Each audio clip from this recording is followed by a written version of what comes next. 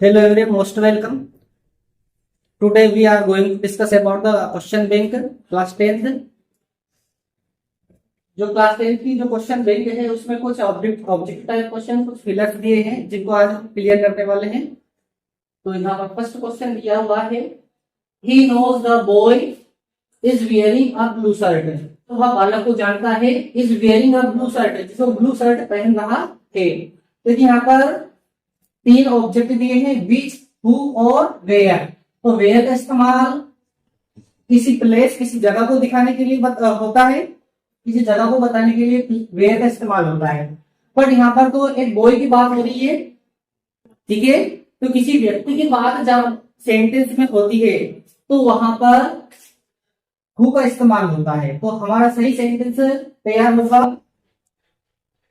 Who he knows the boy, वहां उस बालक को जानता है, who is wearing a blue shirt, जो कि ब्लू शर्ट पहन रहा है। नेक्स्ट सेंटेंस दिया हुआ है,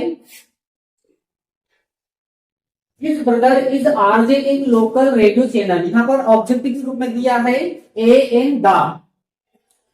आर्टिकल अगर आपने डिटेल से नहीं पढ़ा हो तो डिस्क्रिप्शन बॉक्स में इसकी लिंक दी हुई है, जहां पर आप ए एन द के जो वीडियोस हैं उनको आप डिटेल से देख सकते हो। ए का प्रयोग कहाँ होता है, एन का प्रयोग कहाँ होता है और द का प्रयोग कहाँ पर होता है, ठीक है। तो डिटेल से आप उस वीडियो को देख लेना। अभी हाल फिलहाल के लिए हम यहाँ पर इस ऑब्जेक्टिव को क्लियर करने वाले हैं, his brother is RJ in local radio channel. सबसे पहले हमें द का इस्तेमाल करके देखना है। यहाँ पर ए और एन इंडेफिनिट आर्टिकल है और जो द है वो डेफिनेट आर्टिकल है। दा का इस्तेमाल कहाँ होता है, जो डेफिनेट चीजें होती है उनके लिए दा का इस्तेमाल होता है। जैसे एग्जांपल के लिए द्वीप, महाद्वीप, सागर, महासागर, खाड़ी, पर्वत, पठार, धार्मिक ग्रंथ, ऐतिहासिक इमारत, नदियों के नाम, वाद्य यंत्रों के नाम, राजनीतिक पार्टियों के नाम, इन समस्त नामों के आगे आर्टिकल दा का प्रयोग होता है, ठीक है। तो जो चीजें डेफिनेट होती है, जो डेफिनेट चीजें होती है उनके लिए आर्टिकल दा का इस्तेमाल होता है। तो जो ब्लैंक दिया हुआ है उस ब्लैंक के सामने जो वर्ड लिखा है उस वर्ड को देखना है कि क्या यह डेफिनेट वर्ड तो नहीं है। अगर ये डेफिनेट वर्ड है तो हम इसमें आर्टिकल दा का इस्तेमाल करेंगे। यहाँ पर आरजे लिखा हुआ है, आरजे क्या है, एक शॉर्ट फॉर्म है। जब शॉर्ट फॉर्म दी हुई है तो ये कोई डेफिनेट वर्ड नहीं है, इसलिए यहाँ पर दा का इस्तेमाल नहीं होगा। अब हमारे पास ऑप्शन बचते हैं दो, ए और एन। ए का इस्तेमाल कहाँ होता है और एन का इस्तेमाल कहाँ होता है, ये देख लीजिए। उन शब्दों के पूर्व जिनका उच्चारण हिंदी वर्णमाला के जो व्यंजन होते हैं उनसे प्रारंभ होता है, वहां पर आर्टिकल ए का इस्तेमाल होता है। एन का इस्तेमाल उन शब्दों के पूर्व जिनका उच्चारण हिंदी वर्णमाला के जो स्वर होते हैं, मतलब वोवेल्स होते हैं, उनके लिए आर्टिकल एन का इस्तेमाल होता है। कैसे हल करना है इसको, जो वर्ड दिया हुआ ब्लैंक के सामने उस वर्ड का प्रोनाउंसिएशन करना है, उसका हिंदी उच्चारण करना है, आर जे, आर जे, ठीक है। तो आपको क्या करना है, जो पहला अक्षर है उसको देखना है, उसका साउंड देखना है कि वो वोवेल से आ रहा है कि कॉन्सोनेंट से आ रहा है। यहाँ पर आर लिखा हुआ तो आर में पहला अक्षर क्या आ रहा है, यहाँ पर वोवेल आ रहा है, वोवेल साउंड दे रहा है। जब वोवेल साउंड देता है तो वहां पर आर्टिकल एन का इस्तेमाल होता है। तो सही आर्टिकल यहाँ पर हो जाएगा एन। थर्ड सेंटेंस दिया हुआ है, there is not water in the pool, some, any, many.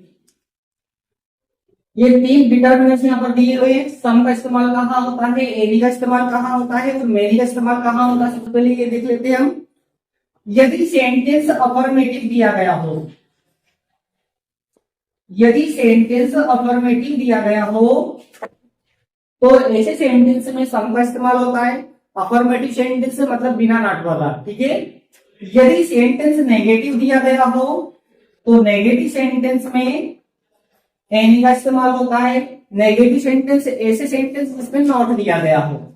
Many का इस्तेमाल कहाँ होता है, काउंटेबल नाउन, काउंटेबल नाउन, जो चीजें काउंटेबल होती है, जिनको गिना जा सकता है, उसके लिए मेनी का इस्तेमाल होता है, ठीक है। अब यहाँ पर देखते हैं सबसे पहले सेंटेंस नेगेटिव अर्थ दे रहा है, there is not water in the pool.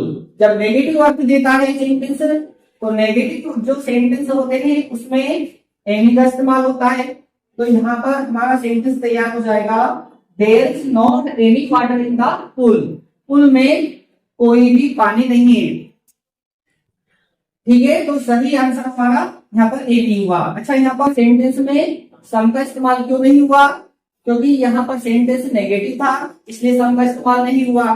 ठीक है, यहाँ पर मेनी का इस्तेमाल क्यों नहीं हुआ? मेनी का इस्तेमाल जो मेनी का इस्तेमाल होता है वो काउंटेबल नाउन के लिए यूज होता है, काउंटेबल नाउन जिनको गिना जा सकता है। ठीक है, अब देखिए यहाँ पर ब्लैंक दिया हुआ था, ब्लैंक के बाद में यहाँ पर वाटर लिखा हुआ है, और वाटर मीन्स होता है पानी, और पानी को गिन नहीं सकते, काउंट नहीं कर सकते। जब हम काउंट नहीं कर सकते हैं, जिन चीजों को काउंट नहीं किया जा सकता, उनके लिए मेनी का इस्तेमाल नहीं होता है। ठीक है, तो यहाँ पर सही आंसर हमारा क्या दिया हुआ है? एनी। और तो सेंटेंस दिया हुआ है, ही हैज मेनी प्लेस, उसने कई प्लेस लिखी है, वह कई नाटक लिख चुका है। यहाँ पर राइट वर्ब की फर्स्ट फॉर्म दी हुई है, यहाँ पर राइट वर्ब की सेकंड फॉर्म दी हुई है, और ये थर्ड फॉर्म दी हुई है। Write, wrote, return.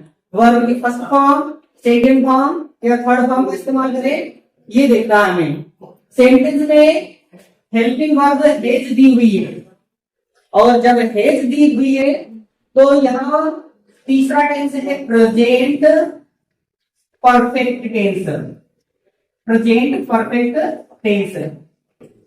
इस हैज से पता चल रहा है कि यहाँ सेंटेंस प्रेजेंट परफेक्ट टेंस का है, और प्रेजेंट परफेक्ट टेंस में हेल्पिंग वर्ब हैज और हैव आती है।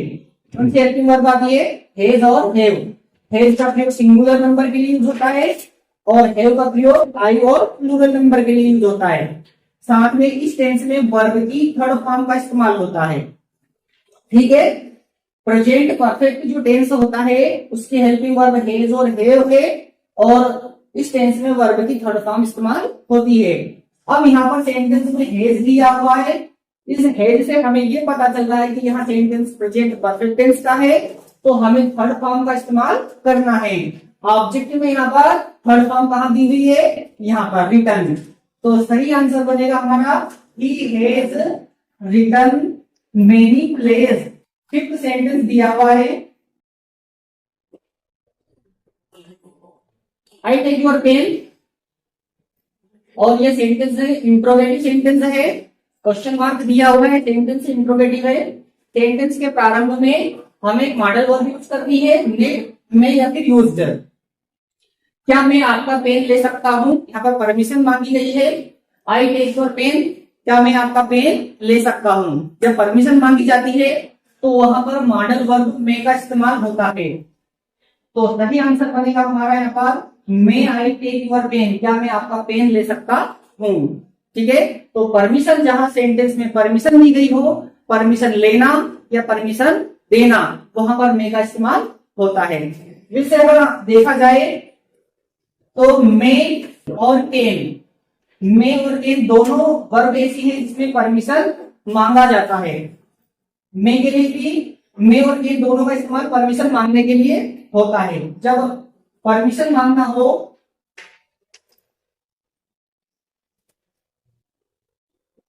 परमिशन लेना हो या परमिशन देना हो, तो वहां पर मे और केन दोनों का इस्तेमाल होता है। अब दोनों में अंतर क्या है?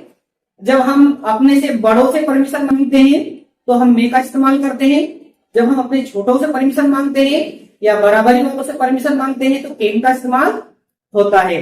जब हम अपने से छोटों को परमिशन देते हैं तो केन का इस्तेमाल करते हैं।